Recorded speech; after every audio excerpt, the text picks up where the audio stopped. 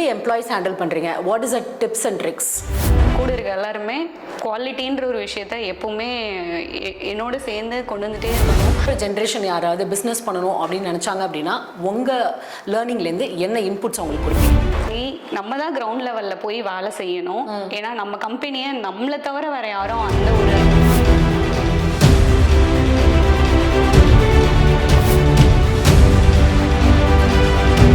இவ்வளோ சக்ஸஸ்ஃபுல்லாக ரன் பண்ணிட்டு இருந்தீங்க, அப்போது அதே பண்ணிட்டு இருக்க வேண்டியதானே? ஏன் அகெயின் ஸ்டூடியோ 7, அகெயின் ஒரு சலூன் எதுக்கு? லைக் இப்போது எனக்குன்னு ஒரு பேஷன் இருக்கும்ல மேம். லைக் நான் டீ ஷாப் பண்ணிட்டேன், சக்ஸஸ்ஃபுல் ஆகிடுச்சு. ஓகே, பிஸ்னஸை வந்து நம்மளுக்கு ஹேண்டில் பண்ணுற கெப்பாசிட்டி இருக்குது. பிஸ்னஸ்னால் என்னன்னு எனக்கு வந்து புரிஞ்சிருச்சு. ஏன்னா எங்கள் ஃபேமிலிலேயே நான் தான் ஃபஸ்ட்டு ஆண்டர்ப்ரனர்னு சொல்லலாம். ஸோ ஒரு எம்ப்ளாயியாக இருந்துட்டு இருந்த ஒரு ஃபேமிலி இதில் எனக்கு பிஸ்னஸ்னால் என்னன்னு தெரியாது. புதுசாக வந்தேன், நிறைய விஷயம் கற்றுக்கிட்டேன். ஸோ ஒரு 1 இயர் ஆஃப் டைம்லேயே நான் நிறைய லேர்ன் பண்ணேன். அந்த லேர்னிங்ஸை வச்சு எனக்கு பிடிச்ச ஒரு விஷயத்த பண்ணலாம். ஓகே, அப்படின்றது தான் இந்த மேக்கப். ஓகே, அப்போ மேக்கப் அந்த சைடு வந்து உங்களுக்கு ரொம்ப பிடிக்கும், அது உங்க பேஷன். எனக்கு வந்து மேக்கப் வந்து சின்ன வயசுலேருந்தே ரொம்ப பிடிக்கும் மேம். ஓகே, ஸோ மேக்கப் போடணும். நம்ம ஒரு சின்ன வயசுலேயே நான் ஆசைப்பட்டிருக்கேன். ஒரு பியூட்டி பார்லர் போகிறப்போ இந்த மாதிரி ஒரு குட்டியாக நமக்கு ஒரு பார்லர் இருந்தால் நல்லாயிருக்கும். அந்த மாதிரி குட்டி குட்டி விஷயங்கள் நான் ஆசைப்பட்டிருக்கேன். பட் இப்போ கூட நான் என் சலூனில் இருக்கிறப்போ குட்டியாக தானே ஆசைப்பட்டேன். பட் இவ்வளோ பெருசாகவே கடவுள் நமக்கு பண்ணிட்டாரு. அப்படி பெருசாக மேனிஃபெஸ்ட் பண்ணியிருக்கீங்க. அப்போது நீங்கள் ஆசைப்பட்டது கண்டிப்பாக உங்களுக்கு கிடைச்சிருக்கப்போ. Yes ma'am. ஸோ அது எவ்ரிடே நாங்கள் உட்காந்துருக்கப்பெல்லாம் நினைப்போம், நம்ம வந்து அந்த குட்டி விஷயமா ஆசைப்பட்ட ஒன்று கடவுள் நம்மளுக்கு ஒரு பெரிய விஷயமா கொடுத்துருக்காரு அப்படின்னு. ஸோ கண்டிப்பாக நான் ஒரு மேக்கப் ஆர்டிஸ்டாக தான் ஃபஸ்ட்டு ஜாயின் பண்ணேன், படித்தேன். அகெயின் ஃபேமிலி வந்து நம்மளால் மிட் நைட்டில் போக முடியாது, நிறைய விஷயங்கள், நிறையா அப்டக்கிள்ஸ் இருந்தது. ஸோ அகெயின் வந்து யோசித்தேன், இது மட்டும் பத்தாது, வேற என்ன இதில் ஆட் ஆன் பண்ணால் நம்ம சர்வைவ் ஆக முடியும்னு. ஸோ ஒரு சலூன் கான்செப்டா கொடுத்துட்டோம் அப்படின்னா இது இல்லைனாலும் அது அப்படி பிரைடல் மேக்கப் ஆர்டிஸ்ட்ல இருந்து அப்படியே நீங்க ஒரு சலூன் இது பண்றதுக்கு பிளான் பண்றதுக்கு தான். ஸோ அந்த மாதிரி யோசிச்சேன். அண்ட் ஆல்சோ சந்தோஷி மேம் தான் என்னோட ஒரு பெரிய இன்ஸ்பிரேஷன்னு சொல்லலாம். ஸோ அவங்க சொன்ன ஒரு ஐடியா தான், நீ வந்து ஒரு விஷயத்த உனக்கு நம்பி அது ஒர்க் அவுட் ஆகலைன்னா கூட ஏதாவது ஒரு ஆட் ஆன் பண்ணிக்கிட்டே இரு, ஏதாவது ஒன்று ஒர்க் அவுட் ஆகும் உனக்கு. ஸோ அந்த மாதிரி சொன்னப்போ நான் சலூன்னு கான்செப்ட் யோசிச்சேன். Okay, makeup plus beauty both together அந்த மாதிரி பண்ணலான்ட்டு தான் சலூன் யோசித்தேன். அதுக்கும் நான் போய் கோர்சஸ்லாம் கம்ப்ளீட் பண்ணேன். பெரிய பெரிய அகாடமிஸ்ல எல்லாம் படிச்சிருக்கேன். படிச்சுட்டு அப்புறம் சலூன் ஆரம்பித்தோம். இப்போ சக்ஸஸ்ஃபுல்லாக அதையும் ரன் பண்ணிட்டு இருக்கீங்க. ஸோ வீட்டில் 2 சின்ன குழந்தைங்க இருக்காங்க, ஃபேமிலி ரன் பண்ணிட்டு இருக்கீங்க, டீ ஷாப் ரன் பண்ணிட்டு இருக்கீங்க, இப்போ சலூனும் ரன் பண்ணிட்டு இருக்கீங்க. சலூன் ஸ்டார்ட் பண்ணி ரன் பண்ணுறப்ப that is also new to you. அதை எப்படி ஹேண்டில் பண்ணீங்க? எம்ப்ளாயிஸ் அது ஹையர் பண்ணணும், நீங்கள் வந்து சலூன் பார்க்கணும், டீ ஷாப் பார்க்கணும், எப்படி இப்படி மேனேஜ் பண்ணீங்க? உங்களை டைம் எப்படி மேனேஜ் பண்ணீங்க? ஃபர்ஸ்ட் டைம் மேனேஜ்மெண்ட் எனக்கு சலூன்ல உள்ள வந்து எனக்கு எதுவுமே புரியல. டீ ஷாப் கம்ப்ளீட்டாக வேறு, சலூன் கம்ப்ளீட்டாக வேறு. ஃபஸ்ட்டு உள்ளே விட்டப்போ எனக்கு எதுவுமே தெரியல. நான் கொஞ்சம் அப்படியே ஒரு 1 மந்த் அந்த ஃப்ளோ என்னன்றதை அப்சர்வ் தான் பண்ணிகிட்டு இருந்தேன். அதுக்கப்புறம் நான் எந்த ஒரு விஷயத்தையும் குயிக்காக லேர்ன் பண்ணணும்னு சொல்லி நிறைய ரிசர்ச் பண்ணுவேன். ஸோ அதோட டெக்னிக்ஸ் என்ன, அதோட ஃப்ளோ என்ன, இது எந்த மூமெண்ட்டில் போகுது அப்படின்றத கொஞ்சம் அப்சர்வ் பண்ணி அதே ஒரு ட்ராக்ல நானும் சரி என்னோட எம்ப்ளாயீஸை என் ட்ராக்குக்கு வர வச்சேன். இப்படி தான் போகணும், இதுதான் நமக்கு ட்ராக். ஏன்னா எல்லாரும் ஒரு ட்ராக்ல போவாங்க, இல்லப்பா இதுதான் நம்மளோட ட்ராக், நம்ம இப்படிதான் போகணும், அப்படி போனாதான் நமக்கு சக்சஸ் வரும் அப்படின்னு சொல்லி ஓரளவு எல்லாரையும் இது பண்ணி ஃபேமிலியும் கொஞ்சம் சப்போர்ட் பண்ணாங்க எனக்கு. ஸோ என்னோட ஹஸ்பண்டும் வந்து சாட்டர்டே சண்டே தான் ஒர்க் இருக்கும் நமக்கு. அந்த டைம்ல வந்து உங்க ஹஸ்பண்ட் உங்களுக்கு பெரிய சப்போர்ட். அப்போ இப்போ கண்டிப்பா மேம், ஏன்னா வந்து சாட்டர்டே சண்டே ஆனா இந்த பிஸ்னஸ்ல நம்ம அங்க இருக்கணும். ஸோ என்னோட கிட்ஸை வந்து கண்டிப்பா இப்போ என் ஹஸ்பண்ட் தான் பாத்துக்கிறாரு சாட்டர்டே சண்டேஸ்ல. ஸோ அந்த சப்போர்ட் இல்லைன்னா என்னால இங்க அது பண்ண முடியாது. ஸோ அதுவும் இருக்கு. ஆசம். அப்போ அவருக்கு ஒரு கிளாப்ஸ் கொடுத்துருங்க. எப்படி டீ ஷாப் ஸ்டார்ட் பண்ணுறப்போ உங்களுக்கு டீ கடையா அப்படின்னு ஒரு எதிர்ப்பு இருந்ததோ அதே மாதிரி சலூன் ஸ்டார்ட் பண்ணுறப்பவும் ஏதாவது சொல்லியிருப்பாங்க. சலூன் ஸ்டார்ட் பண்ணுறப்ப என்ன சொன்னாங்க? சலூன் அப்படின்னா இப்போ கூட சொசைட்டியில் எப்படி நினைக்கிறாங்க மேம், ஒரு முடி வெட்டுற கடையா, முடி வெட்டுற இடம், இது வந்து அந்த மாதிரி ஒரு கேட்டகரி ஆஃப் பீப்புள் மட்டும் பண்ற ஒரு ஒர்க். ஒரு பியூட்டிஷியனுக்கு நான் என்னோட பியூட்டிஷியனை ஸ்டே பண்ண வைக்கிறதுக்கு ஒரு வீடு கேட்டப்போ எல்லா ஓனர்ஸும் பியூட்டிஷியன்ஸ்க்கு வீடு தர மாட்டோம்னு சொன்னாங்க. ஸோ அவங்கெல்லாம் என்ன ஏதோ ஒரு இதை வந்து ஒரு பாவமான ஒரு தொழிலாவோ, அவங்க ஆக்சுவலாக பியூட்டிஃபை பண்ற ஒரு தொழில் தான் பண்றாங்க.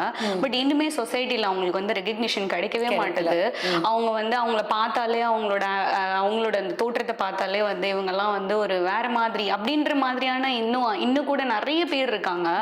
ஸோ அது வந்து கண்டிப்பா மாறணும்னு நான் நினைக்கிறேன். ஒரு டாக்டர் வந்து ஒரு அப்பாயின்மெண்ட் எடுக்கிறாங்க அப்படின்னா இப்போ கூட 500-600 தான் நம்ம அவங்களுக்கு வந்து ஃபீஸ் பே பண்றோம்.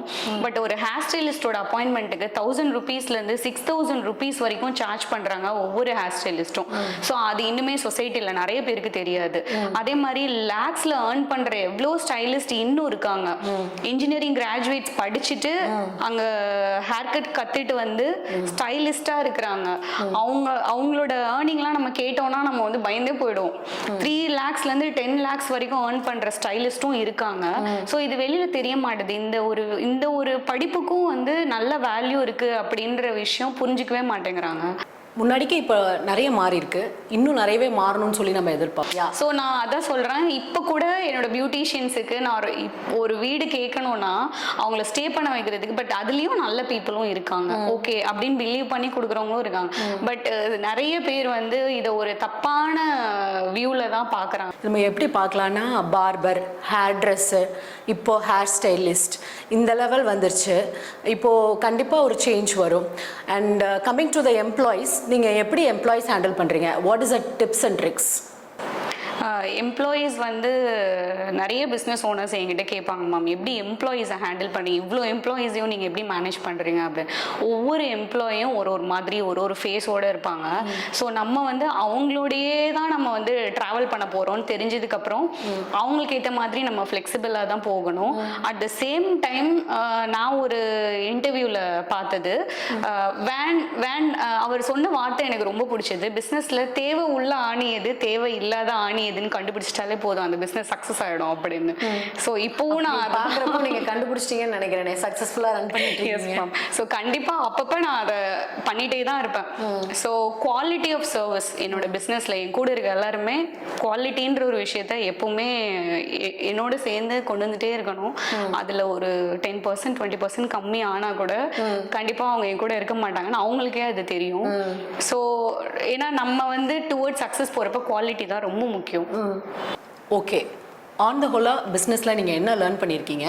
இப்போது வரப்போகிற ஜென்ரேஷன் யாராவது பிஸ்னஸ் பண்ணணும் அப்படின்னு நினச்சாங்க அப்படின்னா உங்கள் லேர்னிங்லேருந்து என்ன இன்புட்ஸ் அவங்களுக்கு கொடுப்பீங்க?